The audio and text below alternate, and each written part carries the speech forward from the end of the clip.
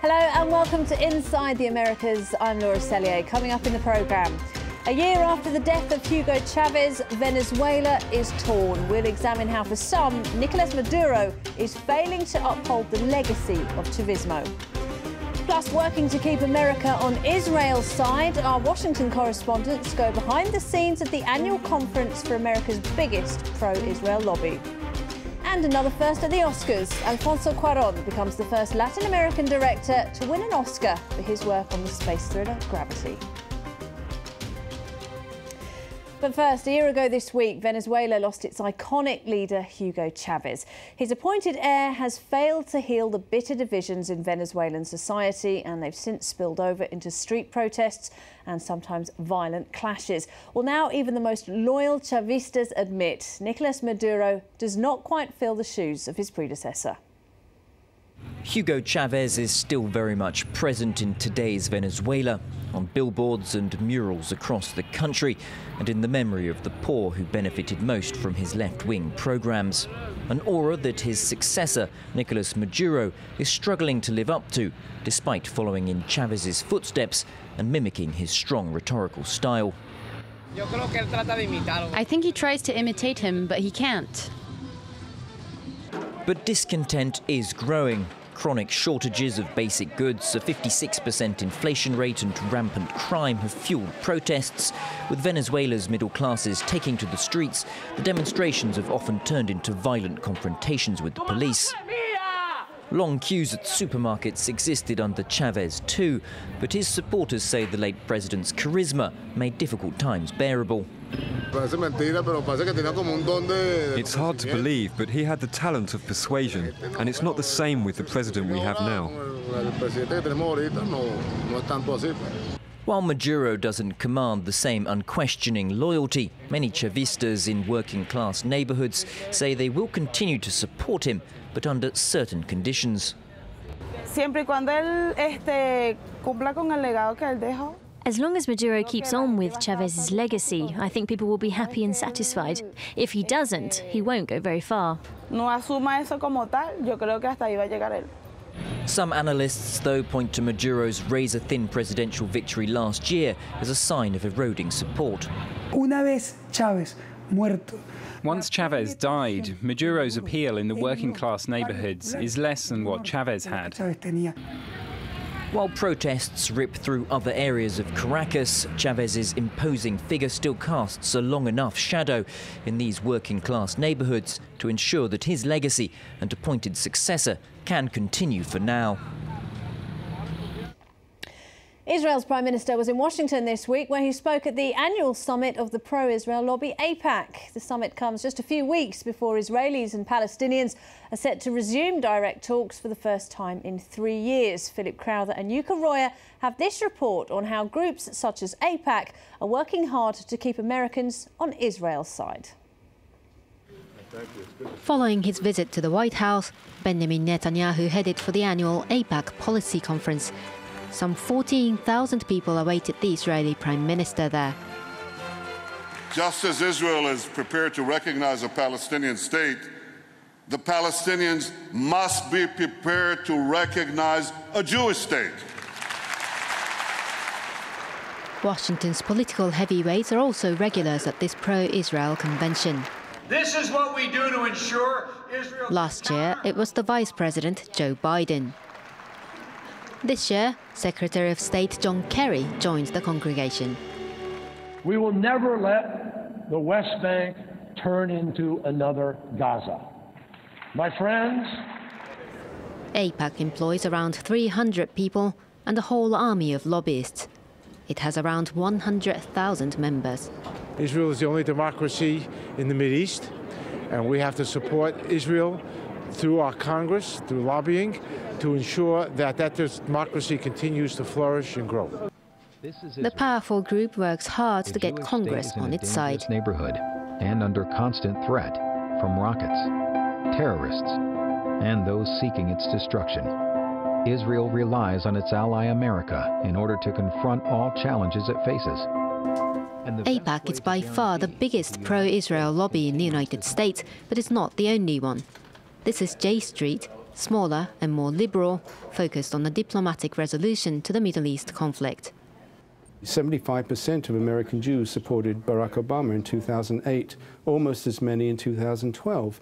Yet when you look at the views of the community as they're expressed by the traditional organizations on Israel, that progressive voice simply wasn't being heard. It wasn't even being expressed. Our mission is to advocate and to mobilize and to organize for a two-state solution.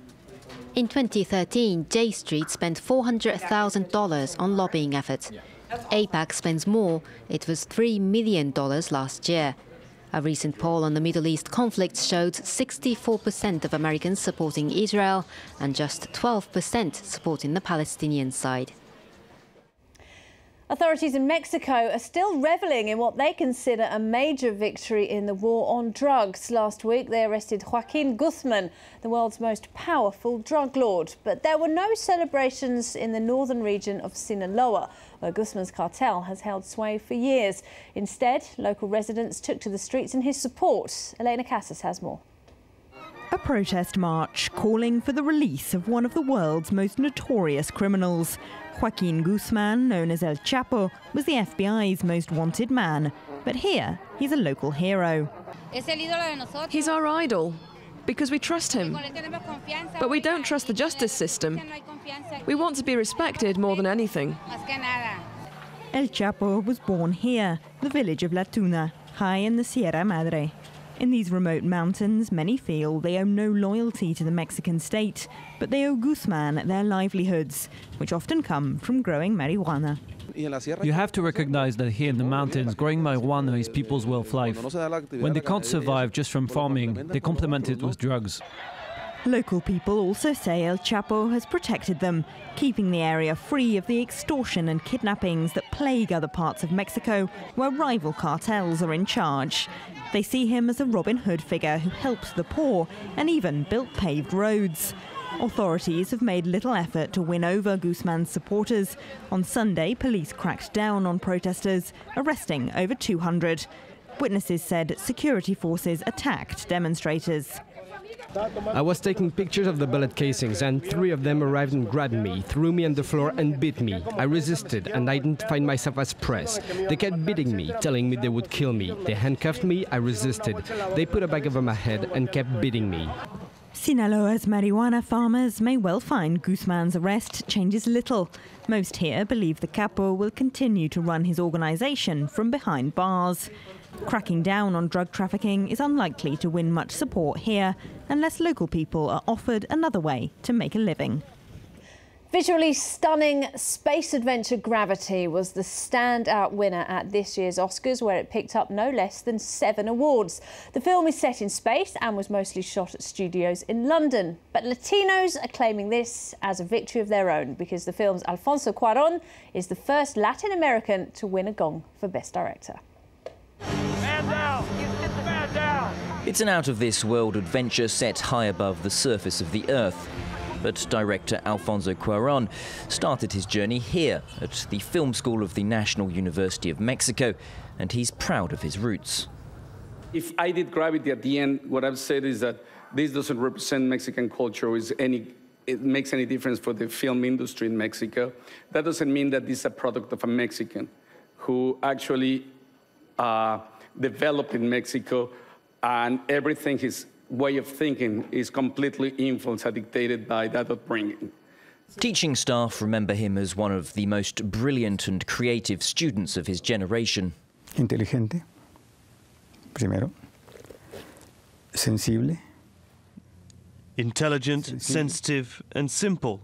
I think he has kept his human spirit very much alive.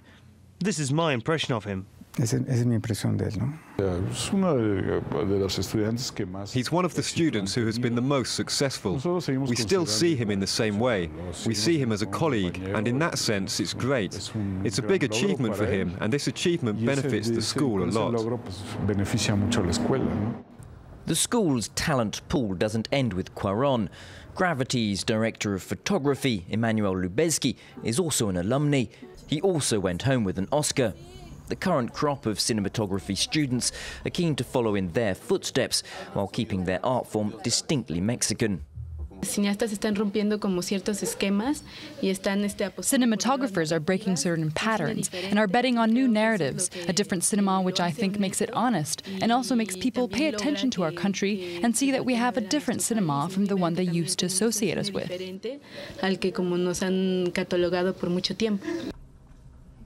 With a string of recent awards, Mexican cinema is enjoying a renaissance. New names such as Amat Escalante, Best Director at Cannes for Heli, and Fernando Einbeck, a runner-up at the San Sebastian Film Festival, are ensuring the next generation of Mexican filmmakers will continue to fly the flag on the international stage. And finally, the world's biggest party has wrapped up for another year. Over the past few days, Rio de Janeiro has hosted nearly 500 street parties with tens of thousands of tourists jetting in to enjoy the traditional samba parades. Well, now the clean-up begins as Brazilians turn their attentions to the Football World Cup. That begins in a little over 3 months' time. We'll leave you with these colourful images and we'll see you at the same time next week.